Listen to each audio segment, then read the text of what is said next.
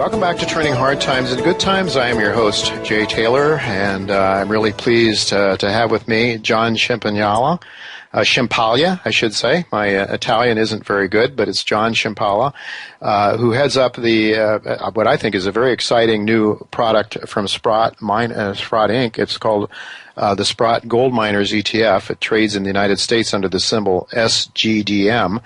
Rick Rule is supposed to be joining us. We don't have him online yet, but we hopefully he will be joining us. Rick has been with us a number of times in the past, and so he's well known to this audience. And but just a little bit of a background on John.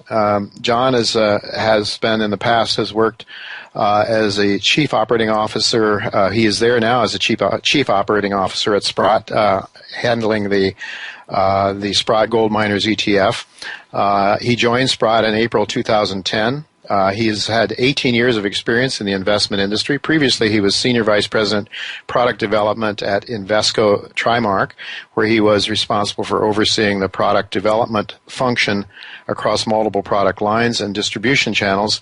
He also played a key role in initiating and leading the implementation of various strategic initiatives for that firm. And prior to joining Invesco Trimark, he spent 4 years at TD Asset Management, where he held progressively senior product management and research roles. And so he has a lot of experience in the financial markets and very well geared, I think, to doing what he is doing at Sprott, and that is heading up the Sprott Gold Miners ETF. Welcome, John. It's really good to have you with me. Thank you so much for having me. It's really, it was a pleasure meeting up with you and your team up there at Sprott a few weeks back. It was a very enlightening experience. I've known Sprott as a name in the gold mining sector and the resource sector for many years. I just hadn't really an understanding of the depth of management talent that is up there. And indeed, this is a new product that Sprott has brought on. It seems to me one that fits very well with the Sprott background, given all the experience that the Sprott team has had in terms of investing in the junior mining sector over the years. Talk to us a little bit about your new product, the Sprott Gold Miners ETF. I'm taking that it's not a levered ETF; it's a straight ETF, right? It's not. Yeah, that's right. It's an open-ended fund, and it's investing in senior gold miners. And the genesis for this idea really came from our active management with our mutual funds and hedge funds, where from time to time our fund managers would buy different gold miner ETFs, and they did that as a way to equitize cash or park cash for a short period of time in a basket of different gold stocks. And we would do that because it was convenient, but really, the funds that were available to us, we were not enamored with. And the reason why we were not enamored with them was because they often hold companies based on one factor. And we refer to these as first, generation ETFs, which means the factor that drives the weighting of a company in the index is really its market capitalization. So you take the number of shares outstanding in a company, you multiply it by its current share price, and that largely derives the weight. To us, it's based on quantity, and as active managers, traditionally, we try to focus on quality. And there's so many gold companies out there, and as Rick will often say, there are lots of lousy gold companies out there. So we really wanted to change that paradigm and ask ourselves, is there a better way to come up with an index methodology that makes more sense to us as gold investors? So we started to do a lot of analytical work and testing to try to come up with an alternative methodology. And after many months of research and testing, we came up with something that's called the Sprott Zacks Gold Miners Index. And that's the index that this ETF is designed to track. And we take a very different approach with this methodology. We try to focus on quality over quantity. And what that really means is we're looking for individual company factors that determine if a company should be included in the index and then what its respective weight should be. So it's a very different methodology. Mm-hmm. All right. Now, do you have? Is there a minimum size that you're looking for in terms of market cap? I mean, you're not taking a lot of illiquid little companies, I'm sure. As I noted, I think you have something like 25 stocks in your index or something like that. That's so right. you must be looking. I think you mentioned your large cap. Yeah, we're trying to focus on the larger producers, generally in the $1 billion market cap range and up. We also look for certain liquidity parameters, which means there has to be sufficient float in the market and average daily trading volume. The one thing about ETFs that people should understand is if you type in the symbol of an ETF and you say, oh, well, there's only 5,000 shares traded today, that's not indicative of the liquidity of the ETF. The liquidity of any ETF is really driven by the liquidity of the underlying constituents, and that's really important. So when you're building an index, you have to make sure it's investable. So we look for these liquidity screens and market cap thresholds. We're really trying to provide people with a basket of the more senior miners. Mm-hmm. And you started the fund, I believe, only in May of this year. Is that right? It was actually mid-July. Mid-July, okay. Mm-hmm. And I guess so. It's really too early to have any sort of judge how you're doing. Is there any criteria that people can look at this early stage? Yeah, well, sure. The one thing that people enjoy about ETFs is the transparency. Sure. Unlike a mutual fund where maybe you see the top 10 holdings every month, or the full holdings are shown to you every 6 months with 1 or 2 months lag. The thing about ETFs that people find attractive is that every day you can go to a website and you can see every single holding in the portfolio and its weight. So in terms of the transparency of the holdings each day, you can find all of that online.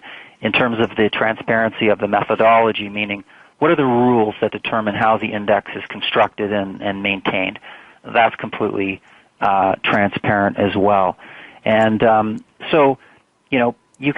is a short-term track record, obviously. It's obviously a very short period of time to gauge. But I think what people can look at and say, well, how is your index different? And, you can see that in a very short period of time, there are definitely periods where it's, behaving differently than some of the other popular indexes that are available in the marketplace. And so that, to us, that's a sign that, the weighting methodology that we have built, which is focused on stocks with very high beta to gold, because our belief is people buy gold stocks because they're trying to get exposure to gold.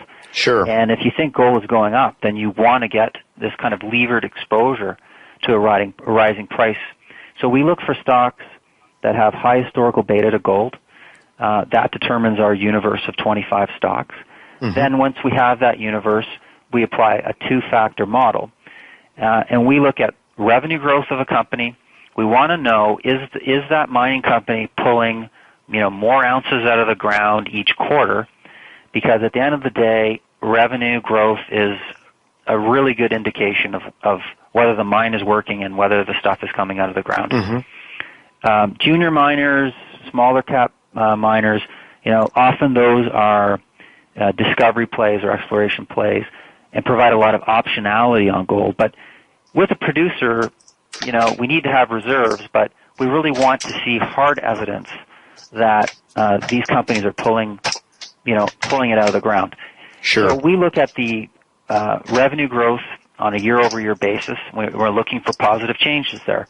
The second thing that's important in our mind with our index is leverage. And, with many industries, we've seen good companies get into trouble by overextending their balance sheet.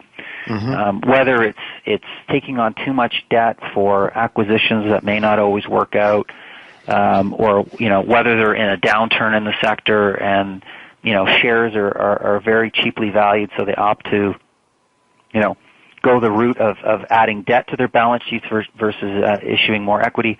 We just find that companies that have lower levels of leverage are usually better quality companies. Obviously, their interest payments are much lower, so the profitability tends to be higher.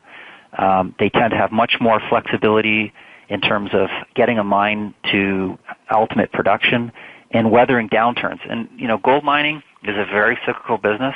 It's very capital intensive. And we want to see companies that have that financial strength to weather those downturns. So we look at those two factors, and we basically award or reward companies that have better relative revenue growth and stronger relative balance sheets. And we basically penalize companies that don't have those attributes. Mm-hmm. And the other interesting aspect about our index is that we rebalance it every quarter. So what that does is it forces us to go out to the marketplace, collect all the latest financial information about those companies that is available with respect to their quarterly revenue numbers that they've announced, their debt levels, and we basically rerun the model. So if a company starts to fall down in the scoring, well, then it either gets eliminated out of the model altogether, or it'll be reduced. Mm-hmm. We think that's important to have a dynamic process that's taking the latest inputs into the methodology. Okay, and so are you suggesting that probably the other ETFs out there just simply look at market cap, and that's the primary way, the largest market cap gold producers?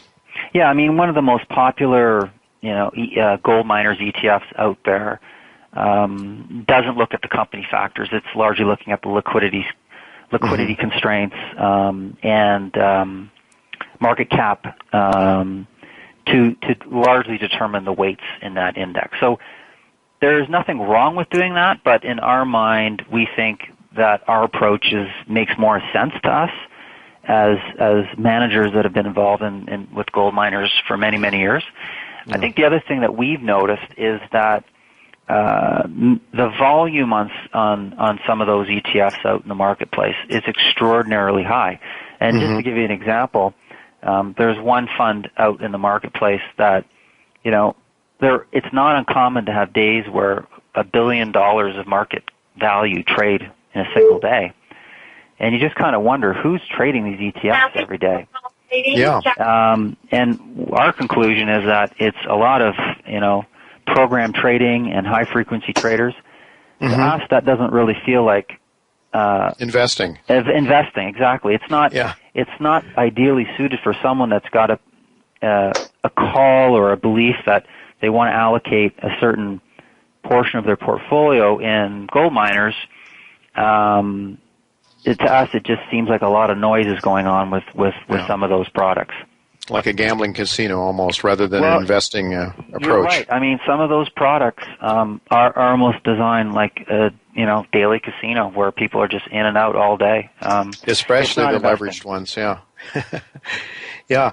So I want to ask you, do you, well, first of all, the exact website that people should go to, I guess they can find you if they go to Sprott Inc., that they can track these, follow what you're saying and do some research on your fund. Yeah, the best place to get some information would be to go to SprottETFs.com. Mm-hmm. And there you'd be able to find all the information, including the prospectus, which has all the details, and the holdings and the management fee. Sure. That's the best place to get information. Do you have any non-producers? Do you have exploration companies, or do you just stick with producers completely? It is possible that some smaller cap companies who are still kind of pre-production, they could sneak into that index. So we don't screen exclusively producers versus non-producers. But if you look at the index weights today, some of the largest holdings would include Franco-Nevada. It's our largest holding in the index right now. We have a large position in that because we think the company is well positioned because it has no debt, which we like, and in the model, and also its revenue growth has been better on a relative basis versus some of the other traditional mining stocks. So we do have a number of royalty or streaming companies represented in the index right now. Mm-hmm. Silver Wheaton is in the index. Royal Gold is in the index, which is another company in that space. Excellent companies. I'm told, John, that Rick has joined us here now. Rick, are you there? I am. Can you hear me? Rick, I hear you loud and clear. Welcome. Thanks for joining us. Thank you. I don't know how much of what John has said you've been listening to, but go ahead, John. You finished the thought that you were sure. on. Yeah, no, I was just saying that our second largest holding right now is Randgold. Our third largest holding is Gold Corp, and the fifth is Eldorado Gold. So these are the companies that the model is telling us have scored the best in terms of their debt positions and their revenue growth numbers. So those are the companies that the model is favoring. On the flip side, a company like Barrick Gold, which is well represented in some of the market cap weighted funds out there, is a relatively small weighting in our index at about 4%. And that's because it has a very high debt level relative to its equity, and its production profile has been fairly weak relative to some of its peers. So the model basically penalizes that particular company and says, weight that company less because it's not doing as well based on the metrics. Well, the methodology certainly makes sense to me. You're a much more proactive manager of your ETF than the other ones seem to be, and that appeals to me, and the logic seems very solid and very sound. I guess what probably our listeners are wanting to know is how long are they going to have to wait before we start to see GDX, or no, I'm sorry, your fund, that is, I'm losing my train of thought here. The Sprott Gold Miners Fund take off. SGDM is the symbol. Sorry about that. Rick, when you and I talked recently, you and I are of age that we can remember the last great bull market in gold. And you recalled the time gold went from $35 to $200, fell back to $100, and then took off for $850. And you were a year ago or so suggesting that we were about now where you and I were a couple of decades back when gold went to 100, and supposing that we might be nearing that time period when we start to see have some fun in this business again on the upside. Do you think we're there yet? It's very, very, very difficult to call absolute tops and absolute bottoms. I remember reading that Bernard Baruch said the only person that ever could call tops and bottoms was a liar, and I certainly don't aspire to be a liar. But it's interesting if you think about 1975, when that 50% drop that you described took place, or 2000, when the gold price fell all the way down to $262, or now. There are some very eerie similarities, Jay. All of them had to do with blow-off tops in the U.S. dollar, as an example. Yeah. All of them had to do with pretty frothy, speculative, or technology markets, which we're certainly seeing now. I'm not trying to say that past is prologue necessarily, but I certainly see this market as being attractive. I realize that you're asking me next week or the week after or the week after that, and I'm old enough and smart enough not to answer that question directly.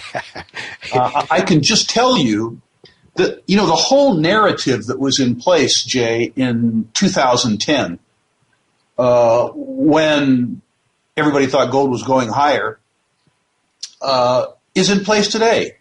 But gold is cheaper. The suspicion then was that the financial services industry on a global basis was over-leveraged. It is. That the U.S. on-balance sheet liabilities at $15.5 trillion were unsustainable. I don't know why they're more sustainable now at $18 trillion. That political liberalization in frontier markets, particularly in places like China and India, would lead to increased savings in societies with great familiarity with gold and silver, and would hence advance demand for gold and silver. Yeah. All of those circumstances, all of that narrative is as true today as it was in 2010. The difference, is that gold has fallen in price from $1,800 or $1,900 to $1,200. So if the narrative is in place, but the material is 40% less expensive, I would think that that's a good thing, not a bad thing. Yeah. Amen to that. I certainly agree with you, although the animal spirits, to use a Keynesian term, are not what they were when gold was at $1,800 or $1,900. But successful investors like you, Rick, are able to set aside the animal spirits, the spiritual realm, if you will, and join the real world. And do very, very well. So I thank you very much for that commentary. My engineer is telling me we're almost out of time. I wonder, maybe John, you could just tell us what then, if you could just summarize, what sets you apart from the other ETFs? If you could give us 30-second answer on that, that would be great. Sure. Well, I think, our index is just a more thoughtful way to go about indexing gold miner companies. And as Rick always says, there's lots and lots of companies out there that you should take a pass on. Mm-hmm. Our index methodology is really trying to identify the companies that we think have more investment merit by using these factors that we've identified. And that's, I think, the key reason someone should think about our fund if they're interested in something that's got more of a thoughtful process behind it in terms of picking the stocks and reweighting the stocks over time for them. Very good. Well, thank you very much, John, and thank you, Rick, for joining me today. And folks, it's the symbol is SGDM. Go to SprottETF.com to learn more about this fund, and I expect to be tracking it in my own newsletter in the future and commenting on it from time to time on this show. I want to thank both of you for being with me again, and I hope we can do it again sometime in the near future. Thank you, both of you. Thank you, Jay. Thank you, Jay.